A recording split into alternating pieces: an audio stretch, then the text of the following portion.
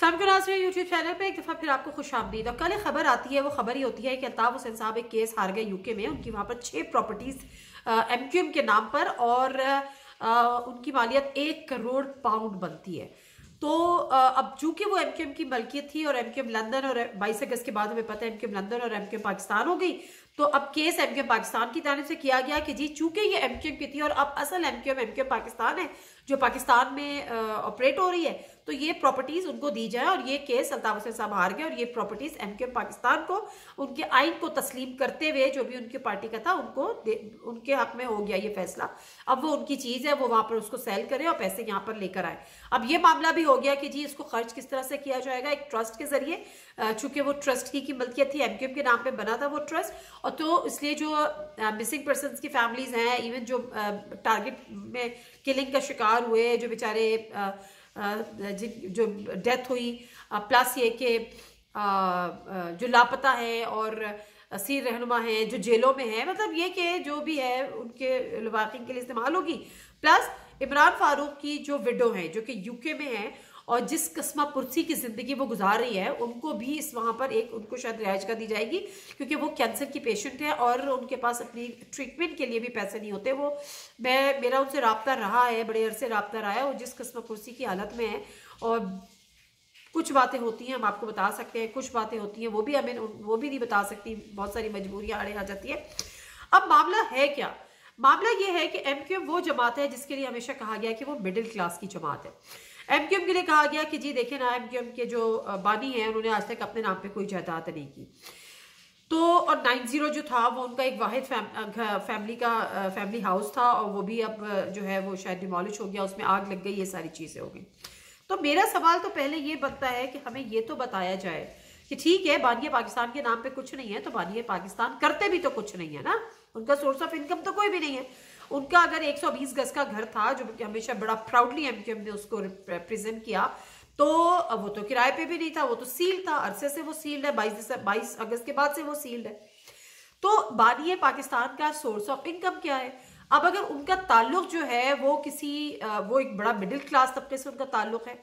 और ऐसा भी नहीं है कि उनके पीछे बड़ी जायदादें थी या उनके कोई ज़मीनें थी, वो लैंडलॉर्ड थे, उनके कोई फैमिली बिजनेस थे। एवरीबडी नोज कि ऐसा भी कुछ नहीं था। वो जब पाकिस्तान में थे, जब वो अपने स्टूडेंट लाइफ में थे, तो वो एक स्कूटर बाइक चलाते थे, और फिर जो कुछ हुआ किस तरह से उन्होंने पॉलिटिकल असाइलम ली, ये सारी चीज़ें। तो पहली बात तो ये कि जाहिर सी बात है उनका कोई सोर्स ऑफ इनकम नहीं है। अगर कोई कारकुन अपनी मर्जी से और कोई उनका चाहने वाला उनके लिए कोई घर करके उनको दे दे, तो वो तो एक अलग बात है कि जी उनके घर का किराया दे रहा है या उनको घर करके दे दिया, तो वो भी डिक्लेयर्ड होना चाहिए। अब सवाल यहाँ पर यह है कि पाकिस्तान एमक्यूएम की 6 प्रॉपर्टीज लंदन में बनी कैसे, इसका जवाब कोई देगा। और ये पैसा पाकिस्तान से गया, तो ये पाकिस्तान से पैसा कैसे गया, इसका जवाब कोई देगा। और चूंकि आज जो एमक्यूएम वाले ये बात कह रहे हैं, एमक्यूएम पाकिस्तान वाले, कि जी हम उनको इस प्रॉपर्टी को इस तरह से इस्तेमाल करेंगे, बहुत अच्छी बात है, मैं किसी की नीयतों पे शक नहीं कर रही। क्योंकि अभी जब तोशा खाना वाली सारी चीज़ें जो पब्लिक हुई है, डिक्लेयर हुई है, उसमें खालिद मकबूल सिद्दीकी के हवाले से मैंने उससे भी कहा था कि इतने क्यूट है बेचारे मासूम से, कि उनको एक 37 लाख समथिंग की इस तरह से उनको कोई घड़ी मिली, तो वो भी उन्होंने तोशा खाना में जमा करा दी, और उन्होंने ली भी नहीं कि जी मैं थोड़ा बहुत जो है ना औने पौने मैं भी खरीद लेता हूँ, तो उन्होंने वो भी नहीं किया। और इसमें तो कोई शक नहीं है कि मिडिल क्लास हो गए, लेकिन इनमें भी कोई शक नहीं है। मैं पर्सनली ऐसे कितने लोगों को जानती हूँ कि जो जब वो 90 हुआ करता था और वहाँ पर वो अल्ताफ हुसैन की क़यादत में वहाँ पे होते थे, तो वो जो कहते हैं ना कि फ्लिप फ्लॉप पहनी होती थी, 2 पट्टी की चप्पल नहीं होती वो, और इंतहाई लोअर मिडिल क्लास से भी बहुत सारे लोगों का ताल्लुक था, जो आज अपर क्लास के रेजिडेंट समझे जाते हैं, शहरी समझे जाते हैं, सिटीजन समझे जाते हैं। तो किस तरह से बने किसी को क्या पता, बट एनीवेज हम किसी की फिर जब तक कुछ पता ना हो तो आप शक ना करें, तो मैं शक नहीं करती, लेकिन ये बताना ज़रूरी है क्योंकि एमक्यूएम एक सियासी जमाती है, एक मिडिल क्लास पार्टी है, मिडिल क्लास लोगों की वो जमात है। अगर उसने इतना सारा पैसा दिया, और दूसरी बात ये है कि सवाल इसलिए उठते हैं, किसी को अच्छा लगे या किसी को बुरा लगे, मामला ये है कि जिस वक्त खिदमत खल्क होती थी इनकी, जो एक अल खिदमत जैसी जमात इस्लामी की वेलफेयर ऑर्गेनाइजेशन, اس کو وہاں اس حوالے سے بڑی باتیں ہوتی تھی کہ یہاں پہ پیسہ جو ہے وہ لندن یہاں پر بھیجا جاتا ہے، لوگوں سے لیا جاتا ہے. پھر آپ کو یاد ہوگا کہ قربانی کی کھالوں پہ کس طرح پھڈے ہوتے تھے. پھر آپ کو کیا میں اور آپ کیا بھول گئے کہ کس طرح سے بھتہ وصول ہوتا تھا یہاں پر کراچی میں، کس طرح سے بھتہ وصولی ہوتی تھی، کس طرح سے قربانی کی کالیں چینی جاتی تھی، اور کس طرح سے پارٹی کے ڈونیشن کے نام پر پیسہ لیا جاتا تھا. اور اسکولوں کالجوں میں کیا کیا کچھ نہیں ہوا، کراچی کے لوگوں نے کیا کیا نہیں دیکھا. تو یہ تو ایک لمبی چوڑی فہرست ہے. اب معاملہ اتنا سا ہے کہ بہت اچھی بات ہے کہ لندن میں ہو گیا، لیکن الطاف حسین صاحب نے ایک اور بڑی امپورٹنٹ بات کی جب وہ پریس کانفرنس کر رہے تھے. تو انہوں نے کہا کہ جی چونکہ بڑے بادشاہوں لوگوں کو پتہ ہے کہ خلائی مخلوقیں ہوتی ہیں، تو خلائی مخلوق سے پاکستان میں نہیں ہوتی، خلائی مخلوق جو ہے وہ انٹرنیشنلی بھی ہوتی ہے، تو اس میں تو کوئی شک نہیں ہے. لیکن اگر آپ یہ کہہ رہے ہیں کہ خلائی مخلوق نے انفلوئنس کیا یو کے کی کورٹس کو، یو کے کی عدالتوں کو، اور پھر انہوں نے کیا، تو بھائی فیصلہ تو میرٹ پہ ہوا ہے. اب آپ کو اچھا لگے یا برا لگے، لیکن بہرحال اب آپ یہ سوچ رہے ہیں کہ انہوں نے کہا ہے کہ آپ وہ اپیل میں جائیں گے، تو یہ ان کا حق ہے کہ وہ اپیل میں جائیں. لیکن چونکہ میں بات یہ کر رہی تھی کہ میرے ایم کیو ایم کے ایک دو بڑے سینئر لوگوں سے بات ہوئی ہے جو ملک میں ہیں اور ملک سے باہر بھی ہیں، ان سے بھی ہوئی ہے. تو ان کا کہنا یہ تھا کہ یہ سوال اٹھانا بڑا ضروری ہے اور یہ بتانا بھی بڑا ضروری ہے، کیونکہ ابھی جو ایم کیو ایم پاکستان کے لوگ ہیں یہ سارے آلموسٹ وہی لوگ ہیں جو اس وقت جب ایک ایم کیو ایم ہوتی تھی اور الطاف حسین کی زیر انہی کے انڈر ہوتی تھی، وہی اس کے قائد بھی تھے، بانی بھی تھے، لیڈر بھی تھے، سب کچھ تھے. تو ان سب کو وہ باتیں پتہ ہوں گی کہ یہ پاکستان سے پیسہ گیا کیسے تھا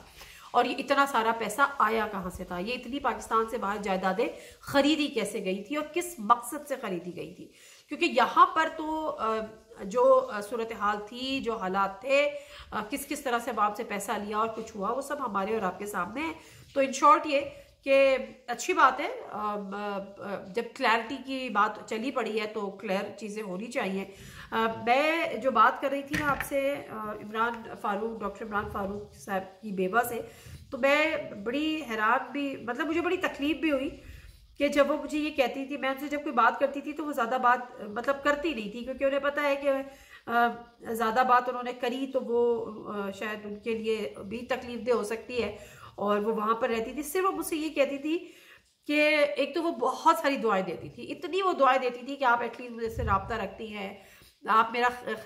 خیریت پوچھ لیتی ہیں، آپ میرا خیال کر لیتی ہیں، یا آپ مجھے دعائیں دے دیتی ہیں. اور ہمیشہ یہ کہتی تھی کہ آپ اپنا بہت بہت خیال رکھیں. ہمیشہ کہتی تھی اپنے اور ایک چیز جو وہ ہمیشہ کہتی تھی نا، انہوں نے کہا کہ ظاہر ہے وہ کینسر پیشنٹ تھی تو کہتی تھی کہ میرے پاس علاج کے پیسے نہیں ہیں، کینسر نے مجھے جیتے جی مار دیا. لیکن وہ ایک بات ہمیشہ کہتی تھی کہ نادیہ میں صرف ایک بات کہتی ہوں کہ اپنی زندگی میں اپنی اولاد کے لیے کچھ نہ کچھ ضرور کر جاؤ، کیونکہ وہ اس چیز کو اس سے سفر کر رہی تھی. ڈاکٹر عمران فاروق کو جس طرح سے یو کے میں قتل کیا گیا تھا، لندن کی سڑک پہ جس طرح سے ان کو قتل کیا گیا تھا، اور آج تک پتہ ہی نہیں چلا کہ کس نے ان کو مارا، کس نے ان کو قتل کیا. ایسے میں کوئی خلائی مخلوق نہیں تھی. لیکن بہرحال اس کے بعد جو ان کی فیملی پر گزری، اور دو ان کے بیٹے ہیں، اور جس طرح سے جو ان کی فیملی پر گزری، جس طرح سے حالات ہوئے، وہ کسی سے کچھ کہہ بھی نہیں سکتی تھی، وہ کسی سے مل بھی نہیں سکتی تھی، وہ پاکستان آئی اور جن حالات میں پھر ڈیفینیٹلی وہ یہاں سے واپس چلی گئی. تو ایک لمبی کہانی ہے. تو وہ ہمیشہ یہ بات کہتی تھی کہ میری طبیعت ٹھیک نہیں رہتی ہے، اور دعائیں دیتی تھی، اور ہمیشہ یہ بات کہتی تھی کہ نادیہ جاتے اولاد کے لیے ضرور کچھ نہ کچھ کر کے جانا. یہ بس میرا ایک تمہیں پیغام ہے اور تمہیں یہ میسج ہے. تو بہرحال اب معاملہ یہ ہے کہ لندن میں جو پراپرٹی ہے اس سے تو ایم کیو ایم کے قائد ہاتھ تو دو بیٹھے ہیں. لیکن اچھی بات یہ ہے کہ ڈاکٹر خالد مقبول صاحب نے کہا ہے کہ عمران فاروق کی بیوہ کو ان کو حق ہے. ویسے میں پرسنلی یہ سمجھتی ہوں کہ مصطفیٰ کمال صاحب از دا رائٹ پرسن، کیونکہ وہ جو پوری خدمت خلق تھی ان کی آرگنائزیشن اور جو ویلفیئر آرگنائزیشن، اس کو پورا اس کے کرتا دھرتا مصطفیٰ کمال صاحب تھے.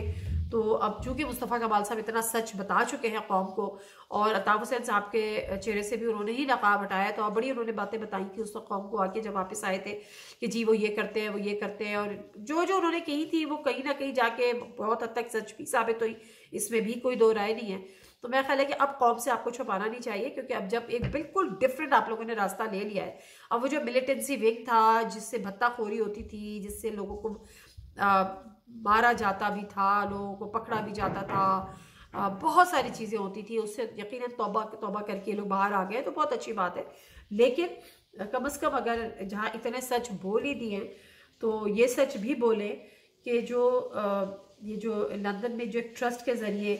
آپ کہتے ہیں کہ یہ پارٹی کی جو ہے وہ ملکیت تھی، تو یہ بنی کیسے، اتنا سارا پیسہ ملک سے باہر گیا کیسے؟ اب انہوں نے کہا ہے کہ لندن کی جائیدادیں شہیدوں کی پراپرٹی ہے، یہ جائیدادیں ایک ٹرسٹ کے ذریعے تعلیم، صحت، روزگار، لاپتہ اور اسیر کارکنوں کی قانونی مدد اور کارکنوں کی فلاح کے لیے استعمال ہوگی۔ تو اللہ کرے کہ بالکل ایسا ہی ہو، اور اب اس پیسے کی ریکوری کیسے ہوگی دیکھنا پڑے گا، کیونکہ ٹھیک ٹھاک اماؤنٹ ہے، اور لیٹس سی کہ واپس آتا ہے تو کہاں جاتا ہے، کیسے لگتا ہے۔ ناطق مرزا کو اجازت دیجیے، اللہ حافظ۔